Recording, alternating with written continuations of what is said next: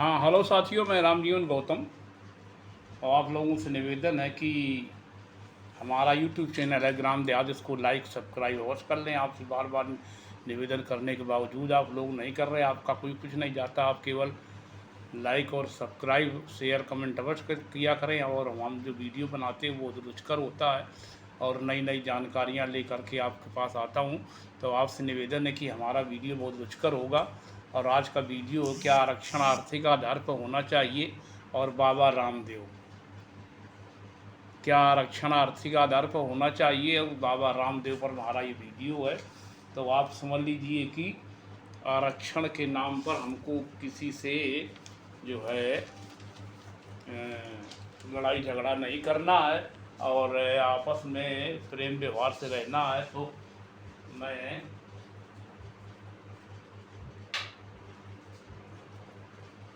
मैं आपको बताने जा रहा हूँ कि क्या आरक्षण आर्थिक आधार पर होना चाहिए।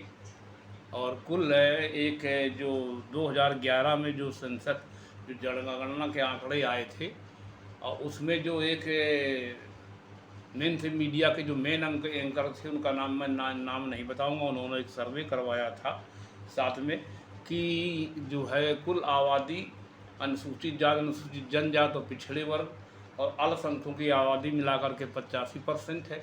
और 15% में जो जनरल कैटेगरी वो जातियाँ हैं, उन जनरल कैटेगरी ऑल इंडिया जो ब्राह्मण केवल 3.5% है। तो कितना जो है उस सभी जगह आरक्षण पे कितना कहाँ किसका कब्जा है। जो आरक्षण की बुराई करते हुए आरक्षण किसी को प्रत्यक्ष रूप से आरक्षण मिल रहा, किसी को अप्रत्यक्ष रूप से आरक्षण मिल रहा। आरक्षण के सभी भोग कर रहे, कुछ कर रहे हैं हजारों साल से और कुछ को अभी से आरक्षण मिला हुआ। 10% तो आरक्षण जनरल कैटेगरी वालों को मिल गया है, भारत सरकार ने दे दिया है, मोदी जी ने। और वो भी आरक्षण की भोग रहे हैं और उनका आरक्षण कुछ संस्थाओं में ऑलरेडी था। तो मैं आपको बताने जा रहा हूँ कि कितना कहाँ आरक्षण है। तो जो आरक्षण जो प्रत्यक्ष और अप्रत्यक्ष रूप से मिल रहा है जनरल कैटेगरी वालों को, तो उनको मैं आपको बताने जा रहा हूँ कि जो राज्यपाल होते हैं, तो राज्यपाल की नियुक्ति एक राष्ट्रपति करता है। राज्यपाल की नियुक्ति राष्ट्रपति करता। तो ये सन 2000 सेंसस जो जनगणना हुई थी उसके आंकड़े हैं। उस समय के एक जो ब्राह्मण एंकर थे, उन्होंने इसका ऑल इंडिया सर्वे करवाया, तो उन्होंने ये बात बताई है कि जो राज्यपाल का जो नियुक्ता होता है वो राष्ट्रपति होता है। तो राज्यपाल में उस समय 51% श्रमण जाति के राज्यपाल थे, जबकि उसमें नियुक्त राष्ट्रपति करता है। अब कैबिनेट सचिव जो होते हैं आपके सचिवालय में, उसमें ये लोग 33% थे। मंत्रियों के सचिव 54% थे और अतिरिक्त सचिव 62% थे। पर्सनल सचिव 70% थे और यूनिवर्सिटी में प्रतिनिधित्व 91% था। सर्वोच्च न्यायालय में 96% था। हाई कोर्ट में 80% थे। और जो राजदूत की भी नियुक्ति जो है प्रधानमंत्री के मतलब एक प्रधानमंत्री के सहयोग से राष्ट्रपति करता है। राष्ट्रपति उसमें 81% थे। और बैंकों में जो है जो जो सुपर पोस्ट होती, बैंकों में जो सुपर पोस्ट होती है, उस सुपर पोस्टों में जो गवर्नर करता है आपके जो है जो आपके RBI गवर्नर है, उसमें 57% थी। और यूनिवर्सिटी में जो नियुक्तियां करता है वो राज्यपाल करता है। राज्यपाल के जो ये कुलपति होते हैं वो कुलाधिपति होता है। जो राज्यपाल होता है महामहिम होता है, वो नियुक्ति करता है। न्यूज़ उससे 91% थी। और एयरलाइंस में या तो मतलब निजीकरण हो गया तो एयरलाइंस में 81% थी। और टीवी चैनलों में जो है 83% थी। मीडिया में 90% थी और मंदिरों में 100% थी और क्रिकेट में 75% थी। और ओलंपिक खिलाड़ियों में भी मतलब जो है वहाँ तो आप अब देखा कि वहाँ जो है जो आपके कुश्ती महासंघ के जो खिलाड़ी थे जो ओलंपिक पदक जीत के लाए थे, चाहे पूनिया हो या बजरंग पूनिया हो, या मतलब और भी जो नाम नहीं लेना, महिलाओं को मैं नाम नहीं लेना चाहता हूँ, तो उन्होंने उनकी नहीं, उनका जो है उसमें किस तरह से भेजा गया। तो उन्होंने 1 साल वर्ष तक आंदोलन किया था उन महिलाओं ने, और कहा था कि शारीरिक शोषण होता है, शारीरिक शोषण के हिसाब से ही चयन किया जाता है। तो ये समझ लीजिए, और जो ब्रजभूषण शरण सिंह जो उसके कुश्ती महासंघ के अध्यक्ष थे, तो उन पर इतने आरोप लगे, और 1 साल आंदोलन दिल्ली में चला, उसमें कहीं कुछ नहीं किया गया। उनको पुलिस ने उठा करके और घसीट करके पुलिस ने वहाँ जो है उसमें डाल दिया था आपके जेल में, और फिर उनकी खैर बार बार जमानत हो गई थी। तो ये तो है, इस तरह से आरक्षण है। और इस आरक्षण के पीछे जो है सभी लोग जो, जबकि सभी इनको अप्रत्यक्ष रूप से आरक्षण मिला हुआ है, तो प्रत्यक्ष रूप से जो आरक्षण है जो दिखाई देता है उस पर ये टीका टिप्पणी करते हैं और गलत शब्दों को प्रयोग करते हैं। तो हमसे किसी से लड़ाई झगड़ा नहीं करना, इसलिए मैंने भारत का संविधान रख लिया है और शिल्पकार है डॉक्टर अम्बेडकर।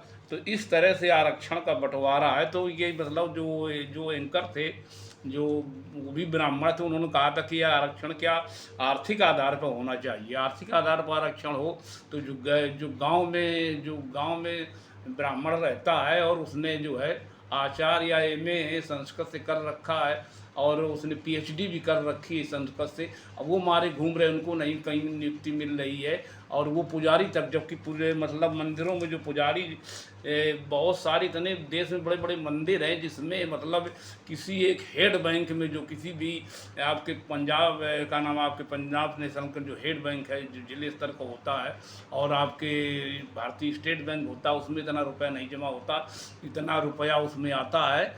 तो उसमें जो कर्मचारियों की नियुक्ति होती बड़े बड़े मंदिरों में, ज़्यादा मंदिरों का मैं नाम नहीं लूँगा, और साईं का मंदिर केवल ले लीजिए, एक साईं, केवल मैं साईं का इसलिए नाम ले रहा हूँ कि जाई नहीं तो अभी ब्राह्मणों को तिनका लगेगा कि नहीं अरे यही मंदिरों का क्यों नाम ले रहे हैं। तो साईं मंदिर में जो है उसमें भी जो जितने मंदिर हैं उस मंदिर में जो हेड पुजारी है, मुख्य पुजारी होता है, वो ब्राह्मण होता है। फिर उसके जो है 50 सहायक पुजारी होते, वो भी ब्राह्मण होते।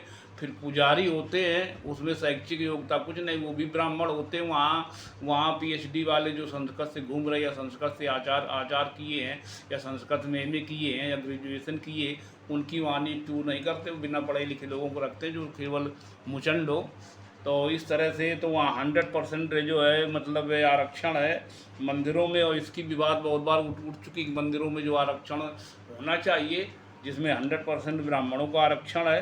तो मंदिरों अभी ये समझ लीजिए कि मीडिया में 90% है, मंदिरों में 100%, क्रिकेट में 75% इनका आरक्षण है।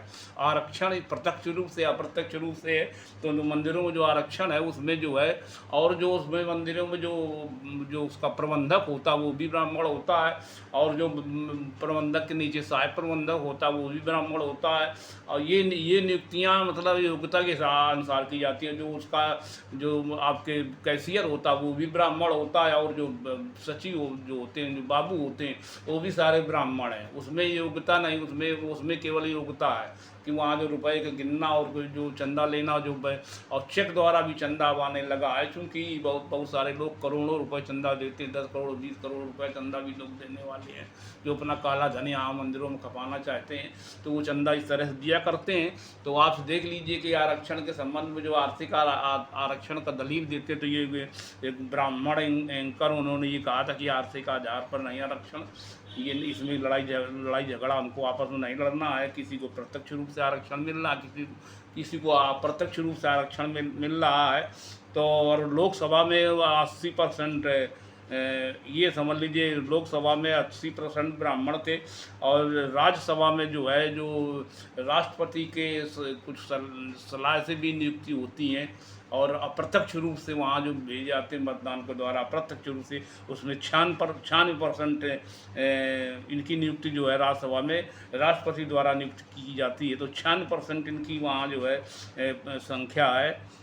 और अन्य संस्थानों में जो भागीदारी मिली है इनको, अन्य संस्थानों में भागीदारी जो राष्ट्रपति जी करते हैं, राष्ट्रपति जो करते हैं उसमें 90% इनका ब्राह्मणों के लिए आरक्षण है। और जो है और जो मतलब भागीदारी इनकी है, जो प्रत्यक्ष अप्रत्यक्ष रूप में बड़े बड़े संस्थानों में आरक्षण इनके रिकॉर्ड दर्ज है। उसमें भी इनका जो आरक्षण 80% में पाया गया है कि जो मतलब राज्यपाल के द्वारा, राष्ट्रपति और राज्यपाल के द्वारा जो नियुक्तियाँ होती उसमें भी इनका 80% आरक्षण पाया गया है।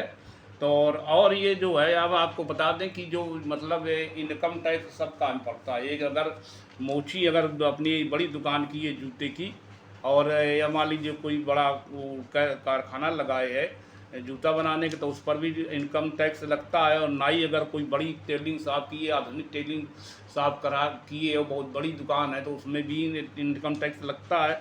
लेकिन मंदिरों में इनकम टैक्स नहीं लगता, चूँकि उसका ऑडिट नहीं होता है, ऑडिट पर प्रतिबंध है। इस तरह से सरकार ने पहले से मंशा बना रखी सरकार ने जो है, जबकि उसमें बहुत सारे इस तरह का है डेटा की उनका आरक्षण किए, वो का नाम वो होना चाहिए, उनका कम से कम ऑडिट तब भी होना चाहिए। तो उन लोगों को बहुत सारा टैक्स देना पड़ता है जो विभिन्न तरह के मतलब अपना इनकम आमदनी करते हैं, जो विभिन्न कार्यों में। और अब आ जाइए, मैं रामदेव की, बाबा रामदेव की मैं चर्चा इसलिए करना जरूरी समझता हूँ कि बाबा रामदेव 2013 में ये कहा करते थे कि आपको वो सरकार चाहिए जो 60-65 रुपये पेट्रोल दे रही, या 30-35 रुपये, 35-40 रुपये पेट्रोल दे, वो सरकार चाहिए कि 60-65 वाली चाहिए। और आपको जो है पेट्रोल और डीजल, और आपको वो सरकार चाहिए जो ये सरकार 300-350-400 रुपये सिलेंडर दे रही, वो सरकार चाहिए। जो 250-300 रुपये सिलेंडर थे, वो सरकार चाहिए। कौन सी सरकार चाहिए? इस तरह के जो है बाबा रामदेव दलील दिया करते थे। फिर अभी जब उन पत्रकारों ने उनसे एक सवाल जवाब किए कि आप तो ये कहते थे कि 250-300 में सिलेंडर चाहिए और 35-40 रुपये पेट्रोल और डीजल चाहिए, वो सरकार बनाइए, मोदी जी की सरकार बनाइए। और आपके अब जब प्रश्न किया कि क्यों नहीं ऐसा हो पाया, तो बाबा जी एकदम झिड़क देते, बिगड़ जाते कि अब आप लोग नालायक पत्रकार हैं, आप लोग पत्रकार नहीं हैं। अब अरे कहना कि देश का विकास करना है, देश का विकास कैसे होगा जब ये टैक्स वैक्स नहीं बढ़ाया जाएगा, ये रेट नहीं बढ़ाए जाएंगे।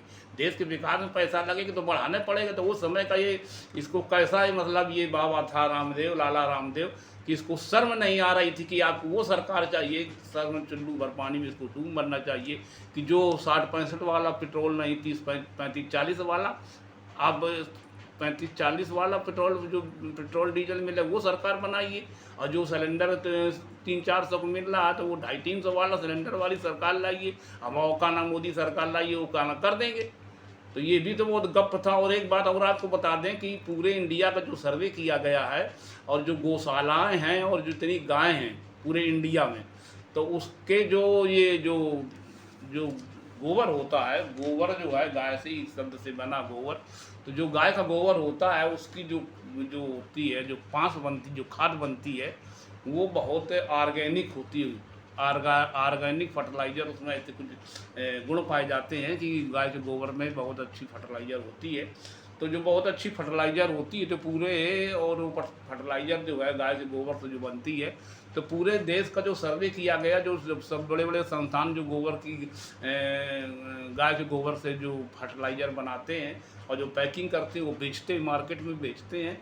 और जो बड़े बड़े जगह से जहाँ से गौशाला है, उनसे जो गोबर इकट्ठा किया जाता है, उसकी जो फर्टिलाइज़र बनाई जाती है, ऑर्गेनिक फर्टिलाइज़र, तो वो भी जो है पैक की जाती है, पैक करके बेची जाती है। वो मतलब बड़े बड़े संस्थान बेचती है, उसमें ISI मार्का लगता है।